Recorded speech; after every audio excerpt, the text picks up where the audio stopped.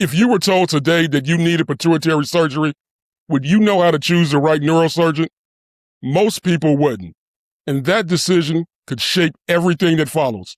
Today, I'm joined by Stanford neurosurgeon, Dr. Matei Banu. Dr. Banu, welcome. Hi, Tony. It's really a pleasure and an honor to be here. Again, I just wanted to thank you for what you're doing for patients with acromegaly and pituitary tumors. It's phenomenal. This is incredibly helpful for the community. People are truly, truly in great need of understanding this disease better, knowing how to navigate the environment and the landscape. And what you're doing is doing more than we have been able to in a long time. So we really appreciate everything you're doing, Tony. It's, again, a pleasure to be here. Let's jump right in. It's become common for patients to get 2 or even 3 opinions before pituitary surgery. When you meet a patient for the very first time, what are you trying to learn beyond what's on their MRI? You're absolutely right, Tony. And I think that's the right thing to do. I'm just going to say it. Patients should seek a second opinion, a third opinion, because this is a rare disease. Acromegaly, pituitary tumors in general can be very difficult to manage. You need expertise. You need a team that can manage this type of disease. So it's important that they find the right team that can be in charge of their care.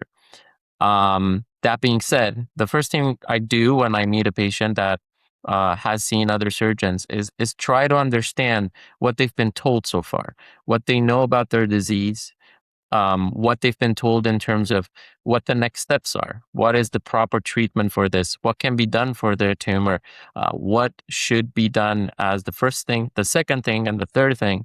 And honestly, every time I talk to patients about their surgical plan, we talk about what is the backup plan? What is the backup plan B? What is the backup plan C?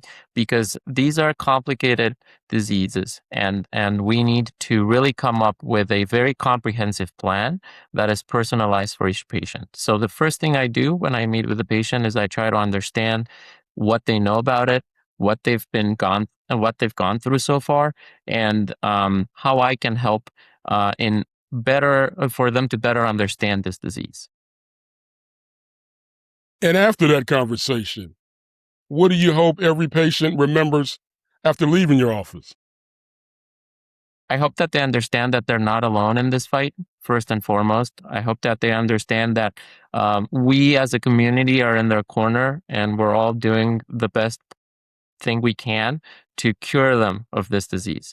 The goal is not to just manage it, but as much as possible to cure them of their acromegaly. It is a life-altering disease, as you well know, and just managing it can be very difficult. So the first thing we do, and the thing that I want them to come out of the conversation is the fact that we're going to work together as a team. It's not just me, or it's a combination of multiple surgeons, the endocrinology team, the rhinology team, the radiation oncology team, and together we come up with a comprehensive, personalized plan for the patient so that we can get the best possible outcomes.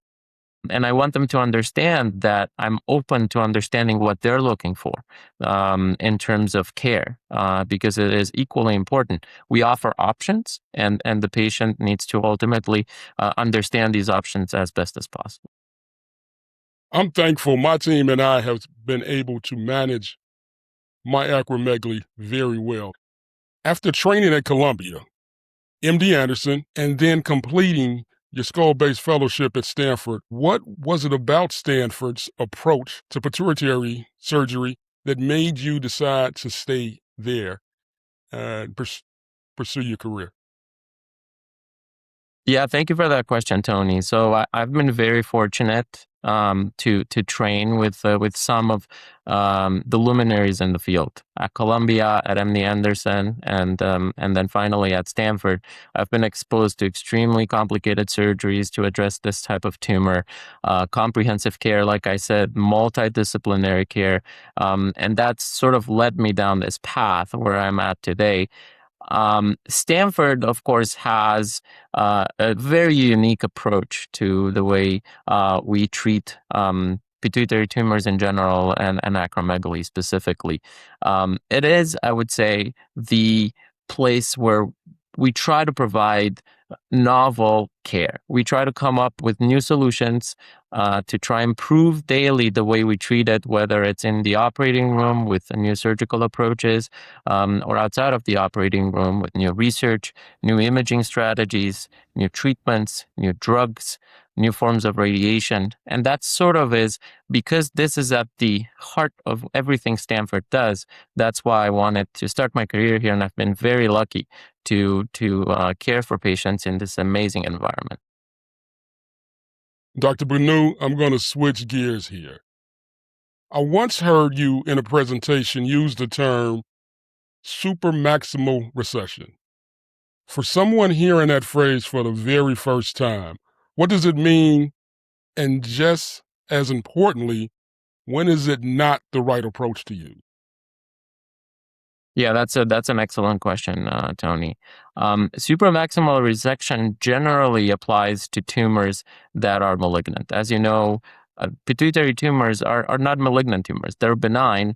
They are malignant in that they can be life-altering tumors, but they generally are not aggressive tumors that come back. There are certain cases with tumors that have shown more of a malignant behavior where a supramaximal resection may be the right thing. There are certain tumors that, rather than being localized to the pituitary gland, they start spreading out and in a fashion that is more closely related to cancers. It starts invading into the nearby structures. It starts invading into the bone. It starts invading along blood vessels and nerves.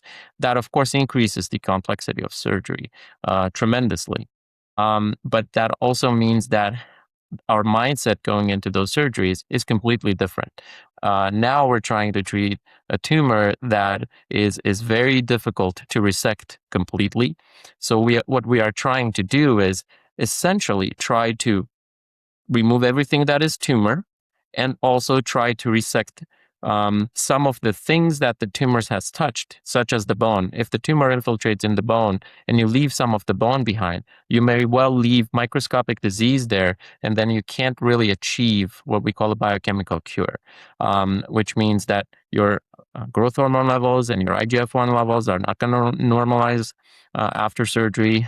And then the goal of surgery is not achieved.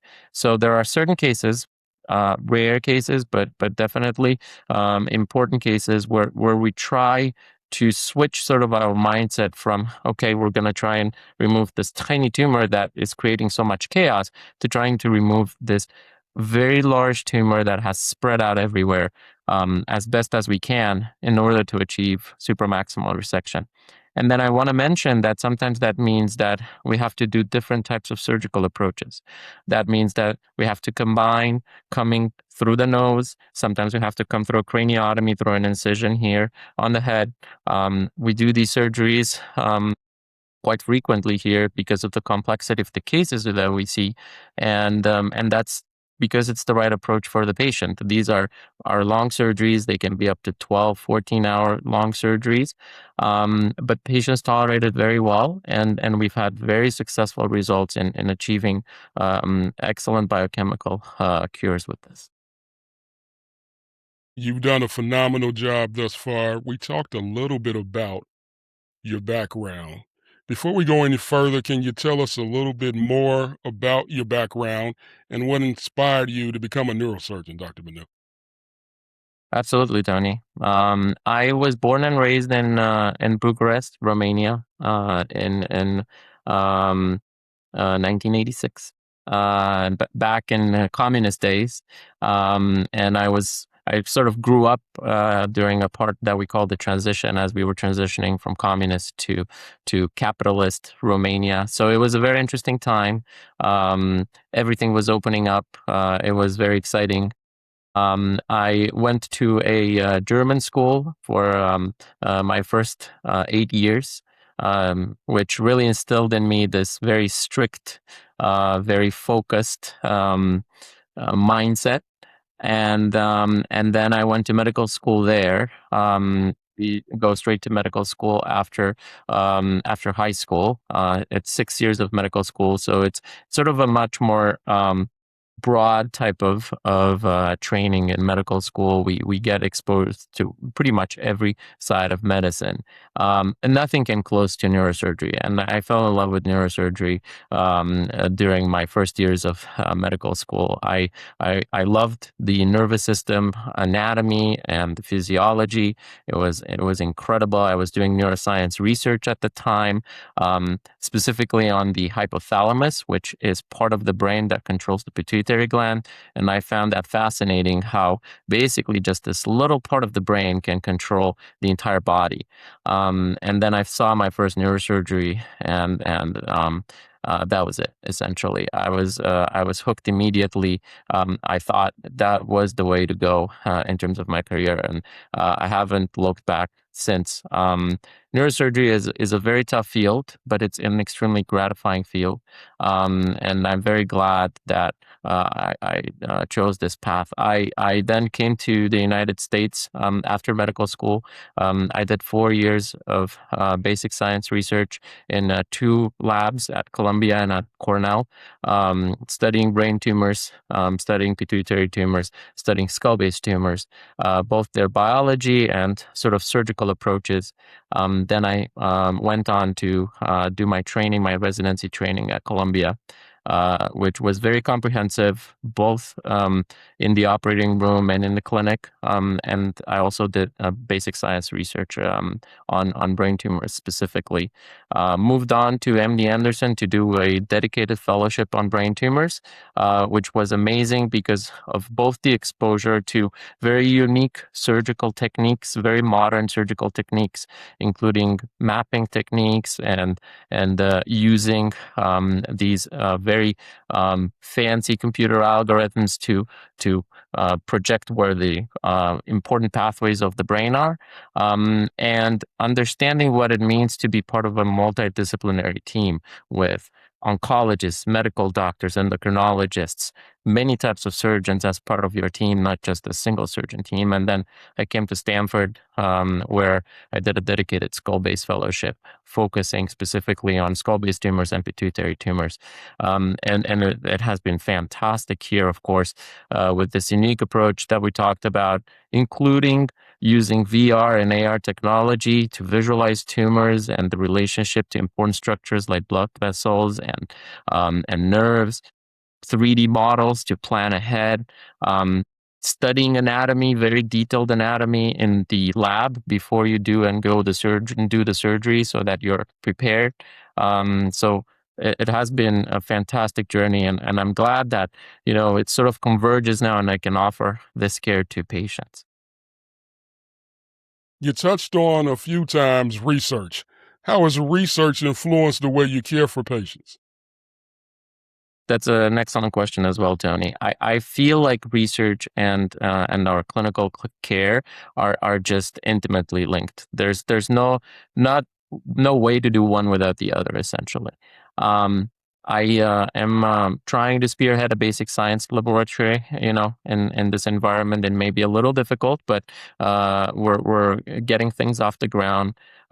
We're first and foremost, as soon as I started at Stanford, we started collecting tissue from patients with skull-based and pituitary tumors to try and analyze it by using very modern molecular and genetic techniques to better understand them.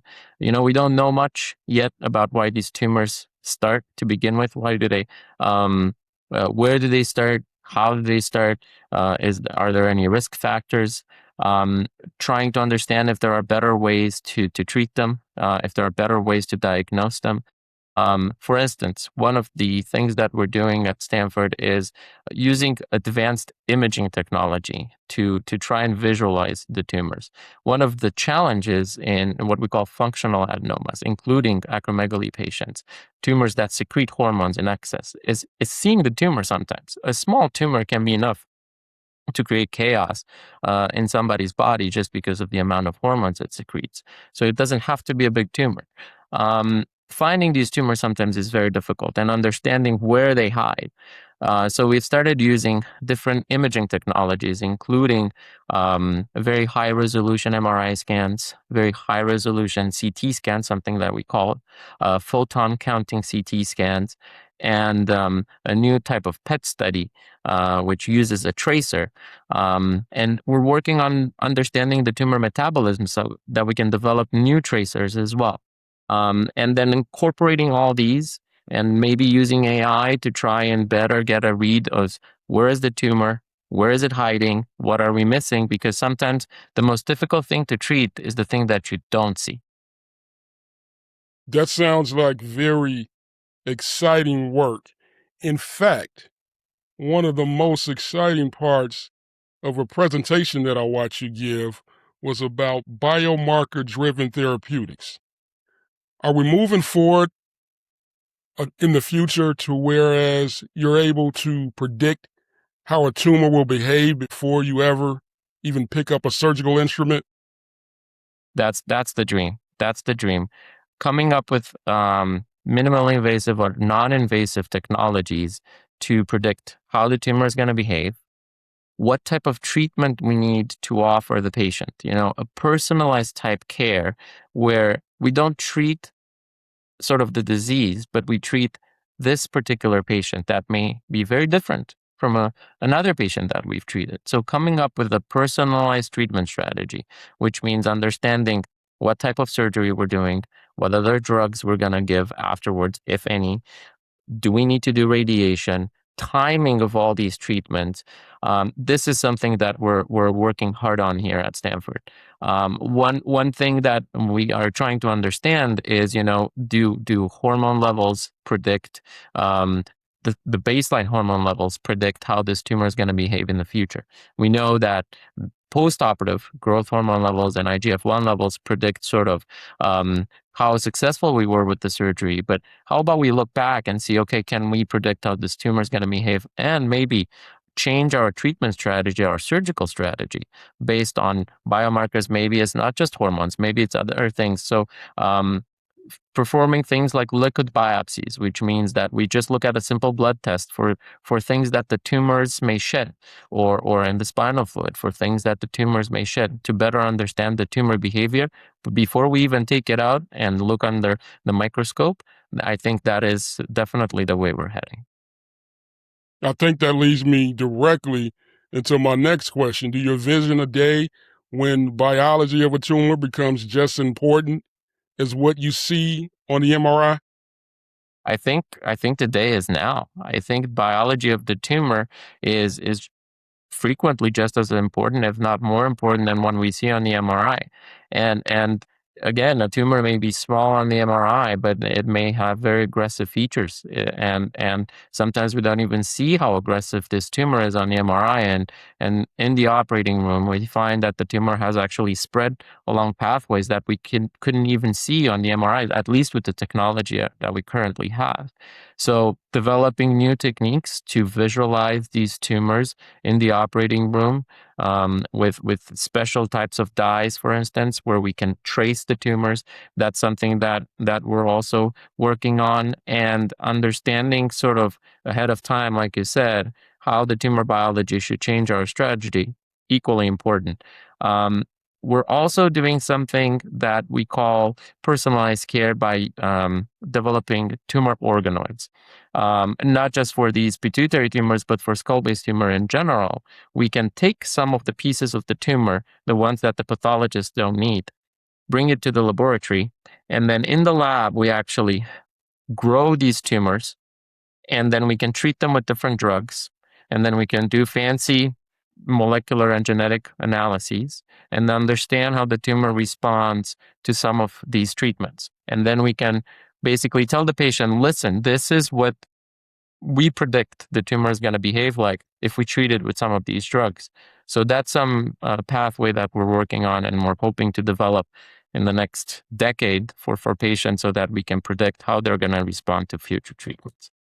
That sounds like something that you're pretty excited about. Moving forward is the work in the laboratory that could eventually change how patients are treated. Is that what you're saying? Absolutely, absolutely. That is the vision, that both the work in the operating room and the work in the lab will then quickly inform us how we treat the patient and come up with a personalized treatment strategy for that particular patient and that particular patient's tumor.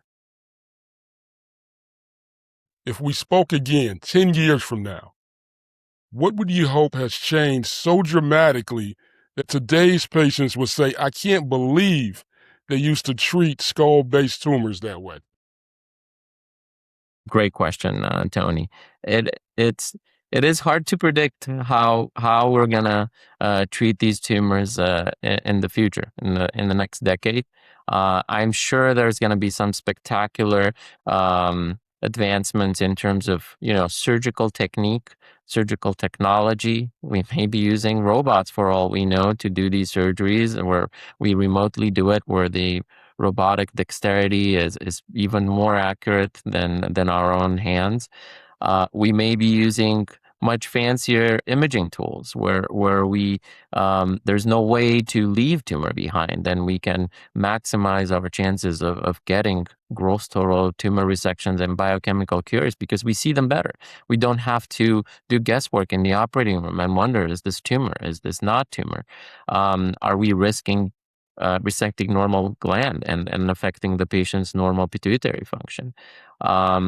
So these are some of the things that we're definitely looking forward to, and we're hoping to incorporate as soon as possible, to change the way we manage patients and try and make the surgery more successful, safer, and honestly more accessible to patients, because right now a lot of patients have to travel great distances to get excellent care and get proper care and really have a chance at a biochemical cure. The way pituitary surgery is rapidly advancing. Since you've started, have you seen a lot of change in the space, or is it pretty much the same? Yes, tremendous change from 2016, when I started training as a neurosurgery resident, to now 2026, so 10 years. Exactly what you were asking me. We've seen a tremendous change in, let's say, the philosophy first and foremost, and also the technique that we use to approach some of these tumors. Some of the acromegaly tumors, a lot of them actually, over 85% of them, they have something that's called cavernous sinus invasion. And back in 2016, we didn't even fully appreciate that. It was sort of known, but we didn't quite know how to address it. And in the meantime, we've developed techniques that now allow us to safely go into this space that is very important. It's very risky, the cavernous sinus, to try and resect all or most of the tumor, so that we, again, try to achieve a biochemical cure. That implies a very meticulous technique, because we are working by a very important blood vessel, the internal carotid artery. There are important nerves that control your eyeball movements, for instance, that are also nearby. So understanding how to navigate this space safely is critical. This was not done back in 2016, or was just being started at Pittsburgh with Dr. Fernandez Miranda and Dr. Gardner, and now it's almost standard of care in terms of trying to get gross total resections and cures.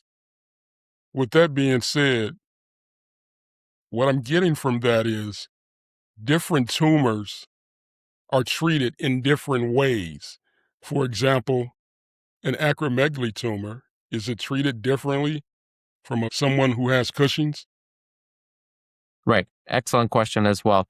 So the functional tumors, which are the tumors that secrete different hormones, be it growth hormones, or in acromegaly patients, or cortisol in Cushing's patients, are tumors that we try to resect fully and completely.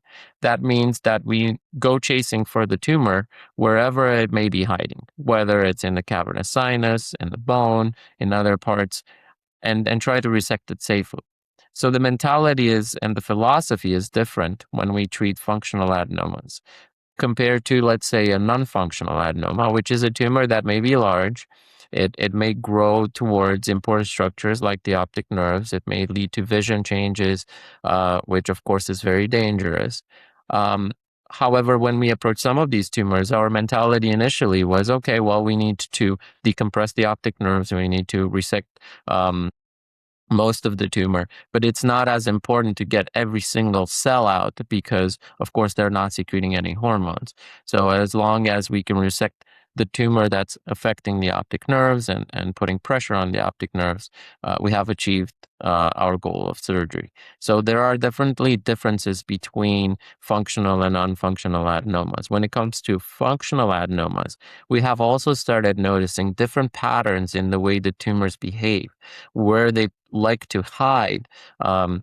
It's not just in the pituitary gland. Sometimes Cushing's patients have very small tumors that are just localized to the pituitary gland. Like I was saying, acromegaly patients, growth hormone secreting tumors, they like to go towards these very critical structures, the cavernous sinus, and we've studied this quite extensively, and noticed that a lot of these patients have medial wall invasion. If you don't resect, go into the cavernous sinus, and that membrane that separates the pituitary gland from the cavernous sinus, which we call the medial wall. If you leave the medial wall behind, you basically have residual disease.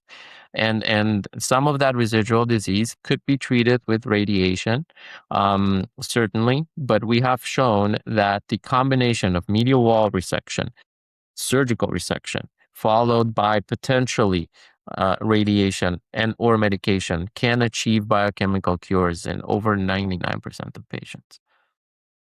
Dr. Banu, as an advocate, I'm talking to more and more patients who are being told from their doctor, let's watch the tumor and see what happens. And these patients are telling me more and more that they want the surgery, which wasn't the case in the past. In fact, I was a patient who didn't want the surgery. What are you guys saying to patients who are insisting that they want the surgery, but in your eyes, the best approach is to wait and see what happens? I think in most cases, if you have a functional pituitary adenoma that is either acromegaly or Cushing's, the first step, as long as it's feasible and the patient is stable for surgery, should be surgery. We do believe that, at least at the current mindset, where we don't have these biomarkers, where we can maybe decide a little better how to triage patients. So I think at this point, tomorrow, if somebody came to me and said, I have a growth hormone secreting tumor, what should I do? I would say we need to plan for surgery. We need to try and take all of this tumor out and see if that alone can get your hormone levels to normalize.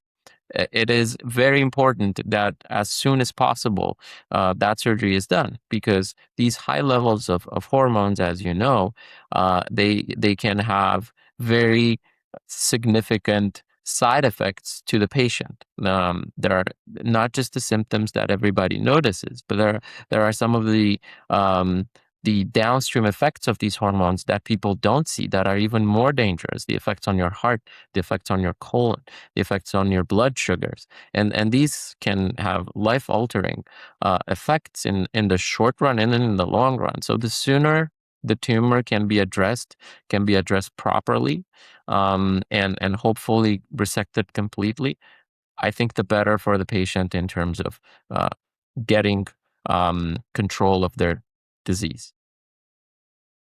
Dr. Banu, my acromegaly is under control. However, the damage has already been done for me. In fact, I'll be needing both my shoulders replaced very soon, and probably my knees in the future as well. Let me ask you this. If someone's watching has just been diagnosed with a pituitary tumor and feels overwhelmed, what would you want them to hear from you right now today? Yes, absolutely. So I think the sooner you get this looked into, the better. We can help you with this. There's a community out there. There is fantastic patient advocates like yourself, and the Acromegaly community. All these groups can help you navigate maybe a complex environment. And, and honestly, in the age of AI, you can certainly use that as well to your advantage. Just the patients that we've worked with who have come from all over the world, they took things into their own hands. They basically started looking, advocating for themselves. There are patients in rural communities who did not have an endocrinologist nearby, or somebody who even knew how to manage this. They had doctors who said that they've never seen this. They read it in their medical school books, but they have never seen it because ultimately it still remains a rather rare disease. So at that point, I think, as soon as possible, try to reach out to folks.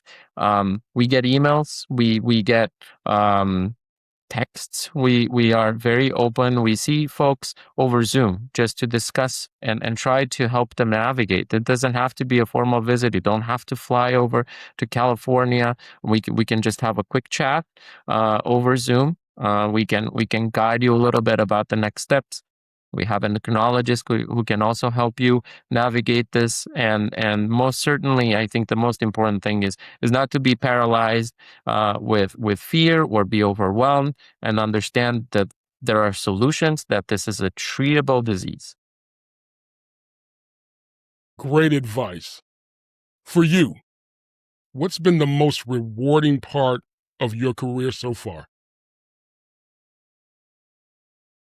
It is a challenging field. I'll be honest with you. We sometimes have very difficult surgeries that um, we plan for many many days, many weeks sometimes, that keep us in the operating room for many hours. But at the end of the day, nothing compares to that moment when you see the patient 2 weeks after their surgery, walking into your office with their hormone levels normalized, if it's a pituitary tumor, or where their skull-based tumor gone, or where their vision restored. Honestly, nothing compares to that moment when you see the patient who came in with debilitating symptoms that are basically gone. And that is honestly why we're doing what we're doing. It is the most important thing is again to treat the patient, and to try and help these patients as best as we can. And that's what we do every day. And you're doing a great job of that. And there are so many of us that are very thankful for you. Dr. Banu, we are at the point in this conversation where we have reached the rapid fire 5. Are you ready? Ready. What would you be doing if you weren't a doctor? I think an astronaut. I guess deep down, I'm still a little boy who dreams of either going to space or appearing into somebody's brain. I've done one, so I would probably like to do the other one. I was fascinated by space. I'm still fascinated by space and science and what's out there. So yeah, I think I would love to train as an astronaut and see if I can see things from a very different perspective, much like we do in the operating room. That's an interesting perspective. I'm fine staying right here on the ground. I'm okay with that. Are you a coffee, tea, or something else type of guy? I'm a coffee times four sometimes kind of guy, and with a Diet Coke or a Coke Zero added to it. Before medical school, I didn't used to drink coffee at all. And then during medical school a little bit, but really during my residency training, it sort of got me through a lot. And definitely coffee is the way to go, no question. Early bird or night owl? Both. That's our job. We have to do both, one way or another. Like I said, sometimes we get home at midnight and have to be back at it at 6 a.m. So I'm happy to do both. I would say I'm both as well. I work swing shift, so 1 week I'm on afternoons, the next week I'm on days, and the next week I'm on nights. So I'm kind of a guy who has to rotate. I work rotating shifts, and I do it with sleep apnea. So if I fall asleep, holler a little bit here. Do you find that is affecting your quality of sleep going back and forth? And do you think that Absolutely. changed And it I at all? hate to admit that. Absolutely. Yes. It takes me 2 days to adjust each time. However, I make it work. Yeah, exactly. Same. If I handed you a plane ticket right now, where would you go? If you gave me a week off as well, then I would probably go back home to Romania to visit my dad and my brother. I rarely make it back there. They visited me during the World Cup and to see our newborn twins. So yeah, I would like to go back home and visit them and catch up. I'm not giving you a week off. I'm giving you a free ticket. However, since you're going to see the family, we'll give you the week off as well. Thank you very much. I appreciate that. What's the most used app on your phone besides your email? Probably Claude at this point. We use it for, well, I use it for a lot of things. From the silliest things like find me this type of restaurant tonight to um, we ask it all sorts of research questions. It's almost like a conversation partner. And I run a lot of things by Claude. We are starting to incorporate, speaking of AI, we are starting to incorporate AI into our workflow as well, in several ways.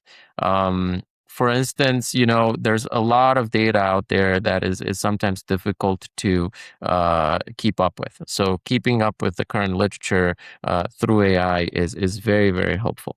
Another way that we're using AI is to interpret some of these images because it is difficult to go through the images just by using the human eye, and there are very experienced radiologists who may be able to see shadows on the MRI, but with the pattern recognition that AI offers is unmatched. And I do think that incorporating that in our clinical workflow in the future is going to be very meaningful, and it's going to lead to significantly improved ways to diagnose some of these tumors. I noticed from your Instagram that you're a Knicks fan.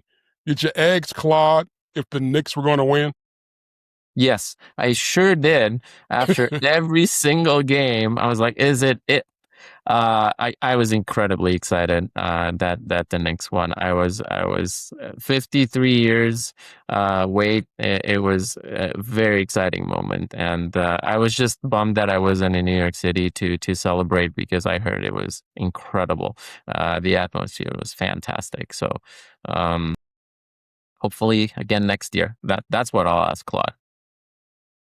I'm a Knicks fan as well. In fact, I'm actually a Jalen Brunson fan. I'm Huge here in fan. Chicago. I coached on a youth basketball level for years and watched Jalen grow up and do his thing. I'm so proud of him and happy for him and his dad.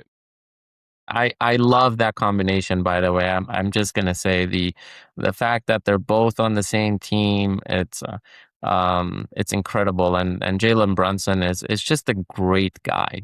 He's a fantastic basketball player, but he's just a great guy, and I was incredibly happy that he won it. You and I both. Dr. Banu, I think what people are going to take away from this conversation is that choosing a neurosurgeon isn't just about finding someone who can perform in the operating room. It's about finding someone who listens, who has experience, who exercises good judgment, and who sees the person and not just the MRI. I appreciate you sharing your expertise and helping us better understand what goes into these incredibly important decisions. And everyone watching, if this conversation helped you or reminds you of someone who could benefit from hearing it, please help us reach more people. Click that subscribe button. I genuinely appreciate the support. Like this video, share it with someone who may need it, and leave a comment below. I'd also like to hear what resonated with you most. You can also follow me on all my social media platforms. You can find those links in the description below. Dr. Banu, I want to thank you for your time. I want to thank you for joining me. Most importantly, I want to thank you for talking acromegaly and pituitary with Tony. It's been a pleasure having you today. It's been a pleasure to be here, Tony. Thank you very much. Again, thank you on behalf of the entire acromegaly community for what you're doing, advocating for patients, spreading the word. This is incredible work, and we very much appreciate it. It was really an honor to be here, and if there's anything we can do to help patients, please feel free to reach out. We're happy to help you navigate this complex environment, but ultimately a treatable disease. We can help you with this. Until next time, keep asking questions, keep learning, and keep advocating for better health. Thanks for watching.